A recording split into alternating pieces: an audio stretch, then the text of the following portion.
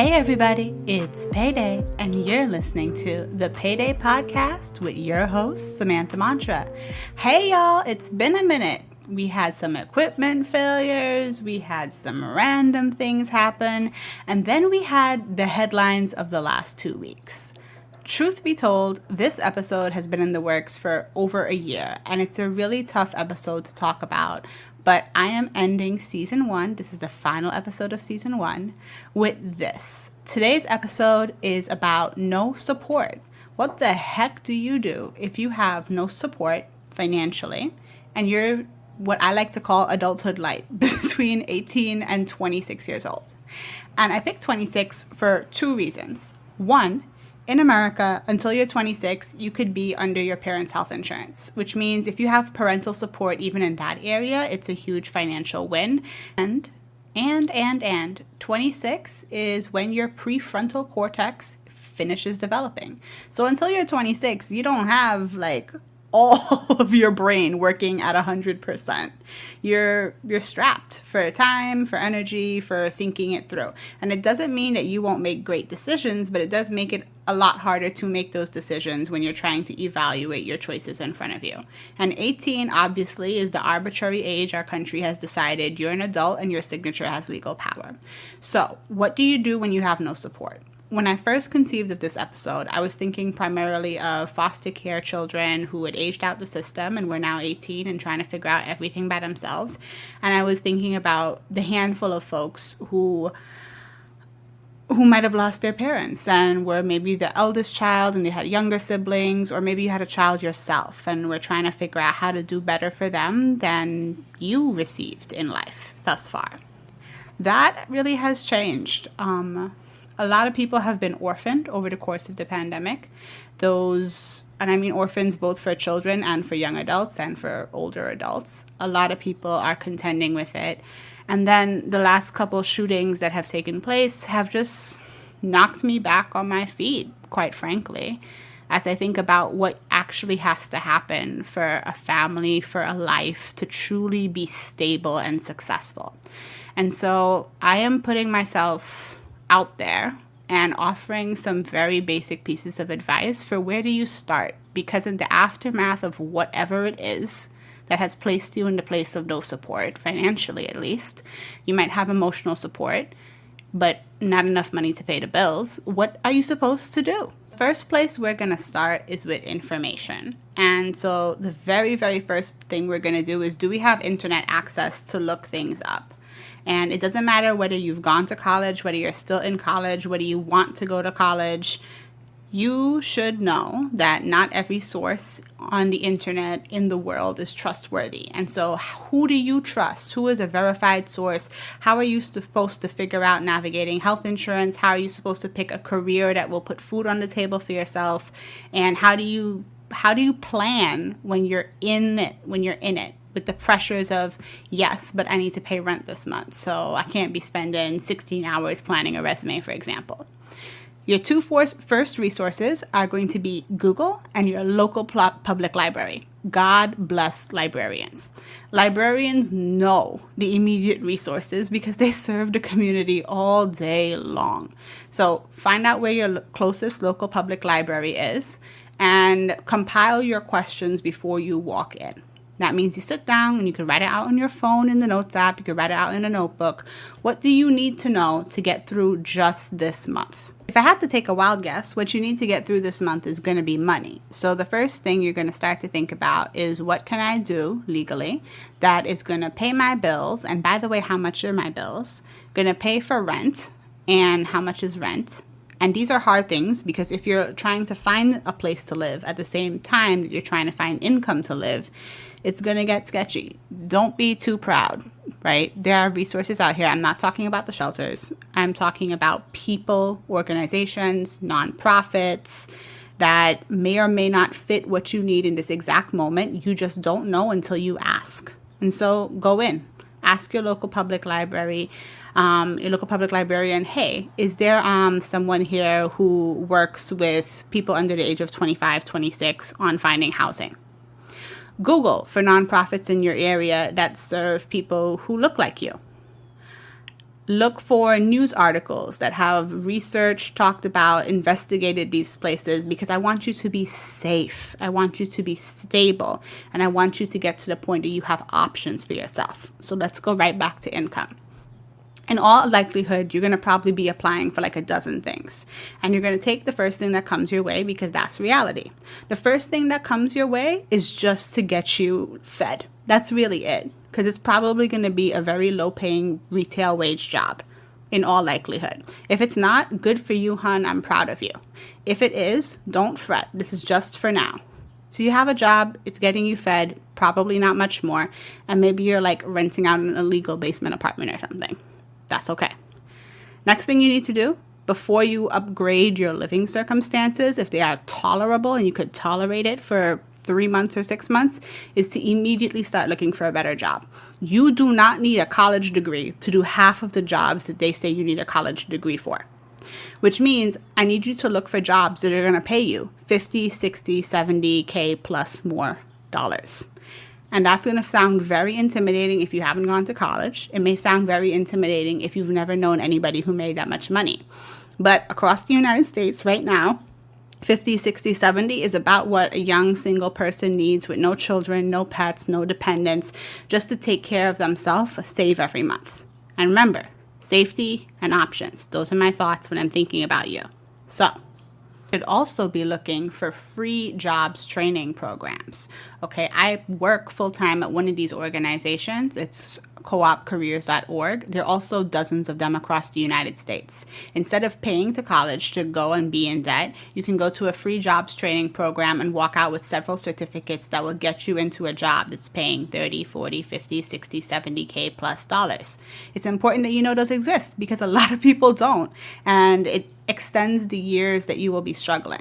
And so if you're in, let's say, one of these free job training programs that will get you some certificates, they'll teach you some skills, you'll be in demand in the job marketplace. You can also figure out how long you can tolerate X. So if you're like, I hate my apartment, I hate my roommates, I literally am living on ramen noodles, I hate all of these things. I'm like, okay, could we tolerate this for 6 months to get this job training program for free and bounce? Would that really be so bad? You see, when you're looking at hard things, the hardest thing about hard things is when you can't see the end of them. But if you could look at it and be like, this is going to suck balls for the next 3 to 6 months, then it becomes easier. Hell, you could even have a countdown on your calendar. 100 days left, 40 days left, 10 days left. And of course, this is not magic, right? There will be interviews, there will be resumes, there will be racism and sexism in these interviews, depending on where you come from and who they think they're talking to. There absolutely will be. It's not magic. But if you could say by the end of this year, I don't need other people anymore, right? I don't need a roommate to pay your bills. That will be such a massive weight off of your chest. And so resources, right? Don't assume that things are automatically going to be hard. They're hard right now. What will it take to end this hardship? And what do you need? So be very honest with yourself. And if the truth is depressing, remind yourself this is just the truth for now. It doesn't need to be the truth for the next 6 months or the next year. So that's the income piece, right? We need to raise our income. If you are, again, between 18 and 26, do not get pulled into commission-only jobs. These are jobs like real estate and a handful of other things. In a nutshell, any get-rich-quick-ish scheme or actual job is not going to make you the type of money that you think is going to make in your first 6 months to a year. And since you have no support right now, that kind of really effing matters. You need salary jobs that you could count on for now, and then you can grow your hustle outside of that. But you need a check coming in that you don't have to worry about. You don't want to be in, oh, I made this much last month and I made nothing this month. I don't know what I'm going to do. Don't do that to yourself. Don't do that to yourself. Commission-only jobs are not where it's at when you have nothing in the bank. When you have something in the bank, then go ahead, hustle. I know you can hustle, right? But if you got nothing in the bank and you need to make rent, don't do that to yourself.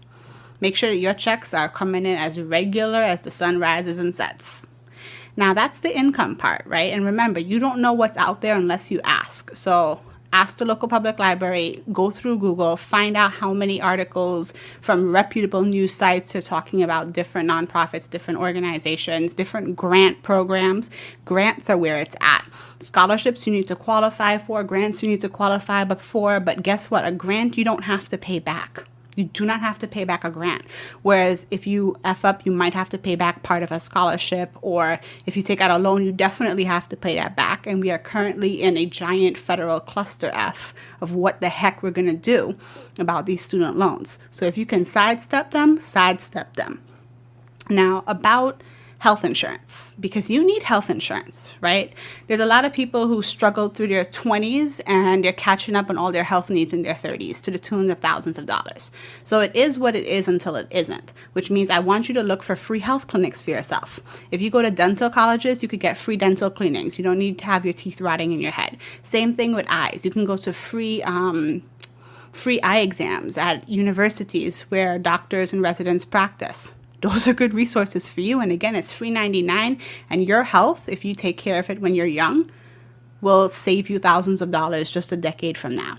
So eyes, teeth, physical health. God bless Planned Parenthood. They do annual exams. They'll help you out if you're a man too. You don't need to just be a woman. There are plenty of free health clinics out there that are so important, and people just don't talk about the other services that they offer.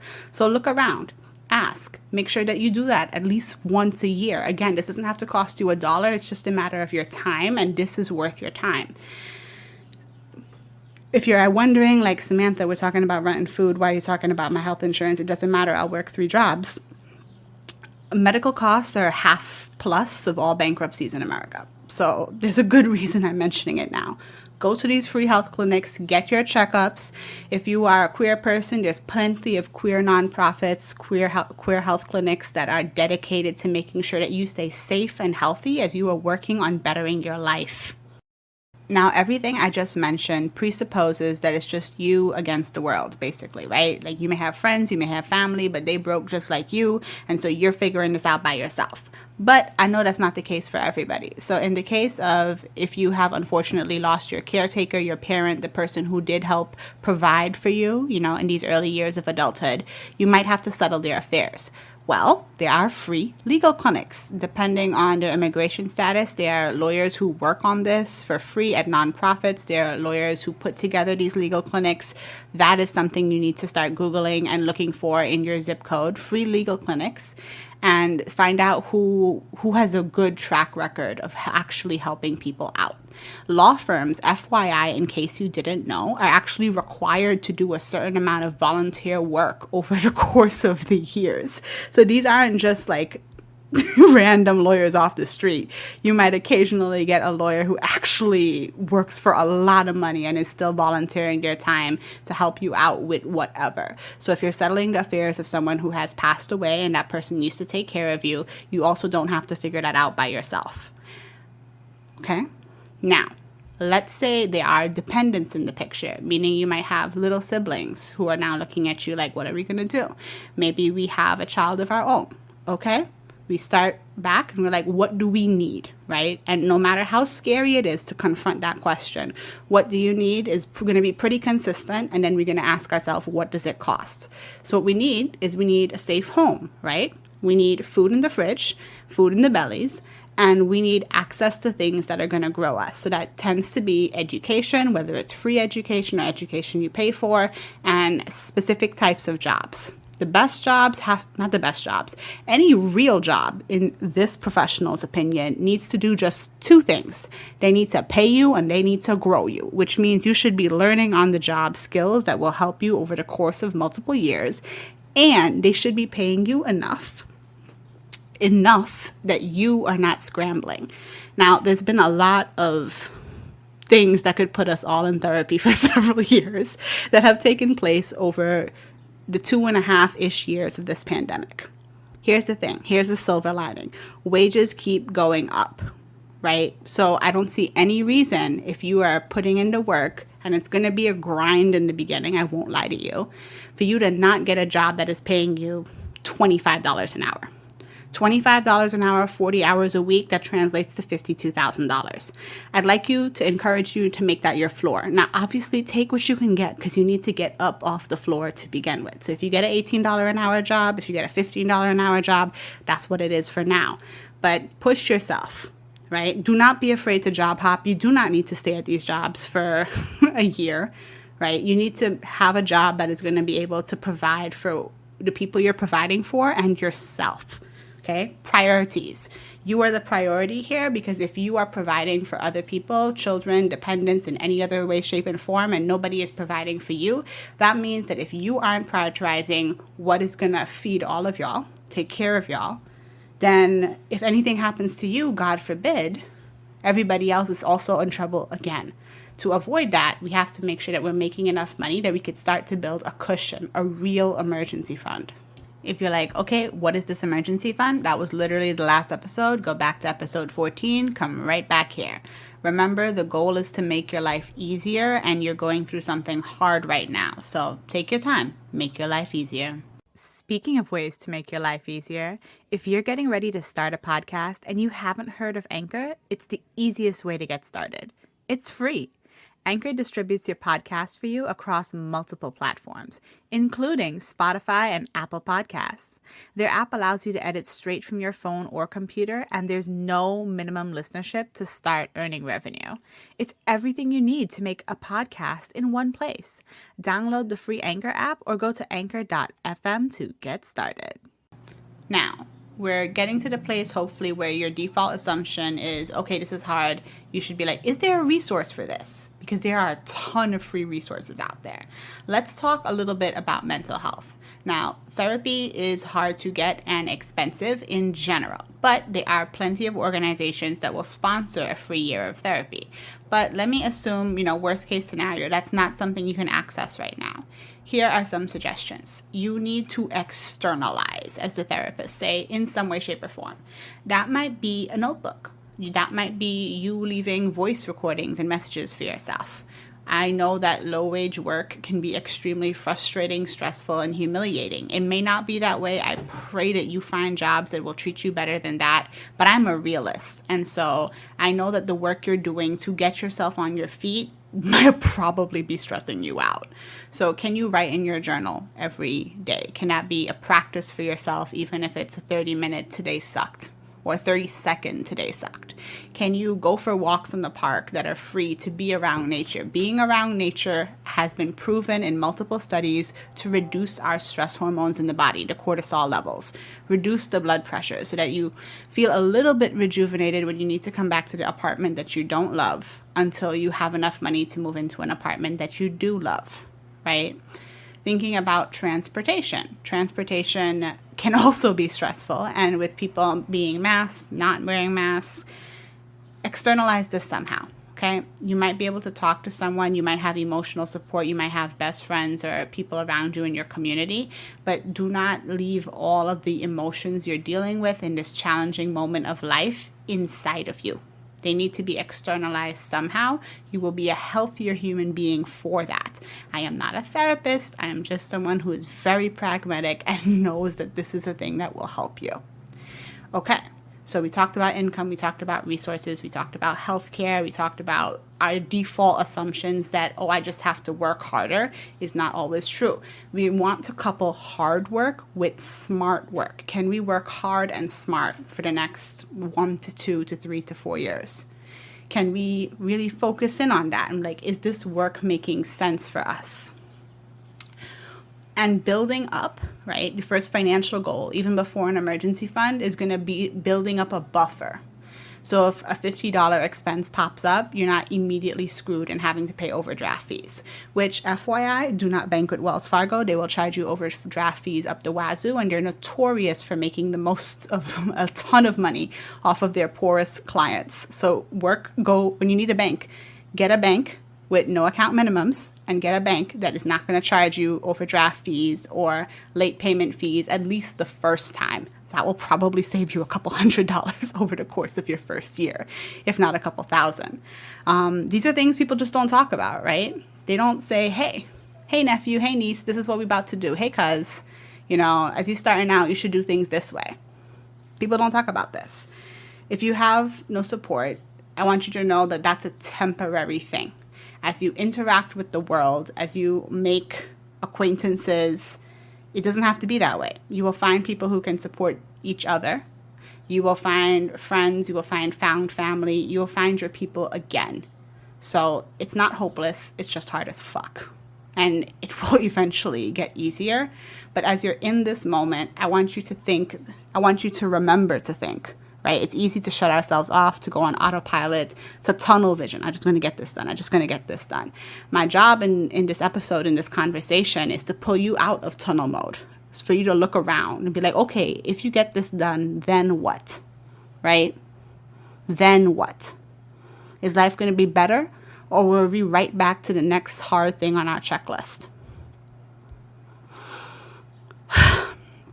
There are a couple 100,000 of y'all right now in the US of young adults who have absolutely no support financially. And obviously I can't talk to all of y'all, right? I can't. That's not how anything works in this moment. But I really want you to know that other people have lived through this before, and that means they have left behind resources on how to navigate this. Read, hook up Library Libby, the free app on your phone, get the audiobook if you just can't keep your eyes open anymore. How did people get through this 10 years ago, 20 years ago? Yes, the circumstances are going to change. Yes, the specific challenges will be slightly different, but their core challenges, food, housing, transit, those are probably going to be your core challenges. So it's not something that you need to feel like there's no one else to talk to. Even just reading books, listening to audiobooks, figuring out like what other resources you can access through your library, through local nonprofits, local community organizations. If you are a person of faith, through your faith organizations, all of these things exist and you should use them. Don't be too proud to use what is right here for you to use, for you to better yourself. As you're working hard, you will start to build things for yourself, okay? The lie that they tell us in school is that things are just always going to continuously get better. Like you're going to graduate and you go to college and then you do this and you get your first job and maybe you buy a house, maybe you get 4 dogs, maybe you have a kid. That things are just a nice, sloping, easy, straight line. And that's not true. That's not how life works. Life don't work like that. The way life works is there'll be like 3 zigzags, 4 loop-de-loops, 2 times you were laid out flat on your back before you get to the point where you're like, oh, wow, we succeeding. We thriving out here. I just planned my 3rd vacation. So don't get disheartened. Don't fall into the trap of very reasonably, like very understandably, like, oh, this is just my life. This is just my life. I'm getting from point A to point B and then I get up and do it again tomorrow. It doesn't have to be like that. Allow yourself to access these resources. So many of them are free. And then when you get up on your feet, and you're solid, remember to turn around and help the next person after you. Because there will be people who will pop up out of nowhere and maybe you'll never see them again, who will offer you help when you least expect it. It's not hopeless. It's just hard. And remember, I am rooting for you. I am rooting for you. I want to see you all succeed. I firmly believe there's no reason for any of us to be poor. And, with a couple of very interesting events, maybe I'll actually live to see that future. But this can be done. You can get to the place where you are able to sustain yourself and sustain others. So if there's no support, you are creating your own support for yourself. And last thing I want to say on this, and it's a hard thing to say, but it's a true thing to say because I've lived it as well and I won't lie to you, is pride is expensive. But your integrity isn't. And so there's a difference between having integrity and there's a difference between like, no, I can't do that. I can't be seen doing that. I can't, go to the food pantry. I can't line up, to get those things that I'm so embarrassed. Pride is expensive. Can you afford to have pride right now? You can always have your integrity though. And separating those two concepts, right, depending on how you grew up, will help make the emotional part about deciding what resources you're going to allow yourself to access a lot easier. A lot easier. So take care of yourself. Drink water. Make a doctor's appointment. Keep applying to jobs, keep talking to people, keep figuring it out, and take your breaks where you can, right? It's not impossible. It's hard. That's what it is. But nothing stays hard forever, and you have agency over your life. You can do this. This is Samantha Mantra, signing off. I want you to take care, and I want you to enjoy the rest of your payday.